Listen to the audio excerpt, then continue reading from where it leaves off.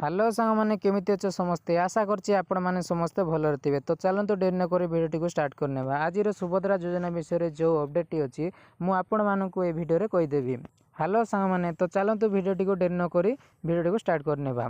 तो देखंतु सांग माने घर को जणे नुआ बो आसीचंती राशन कार्ड रे तांको नाम नाइ से आवेदन करि पारिबे कि नाही। जदि आपणको घर को जदि नुआ बो आछंती आ तांको राशन कार्ड रे जदि ना चढ़ाई नाही ताहले से माने आवेदन करि पारिबे कि नाही आज आम ए वीडियो रे डिस्कशन करिबा।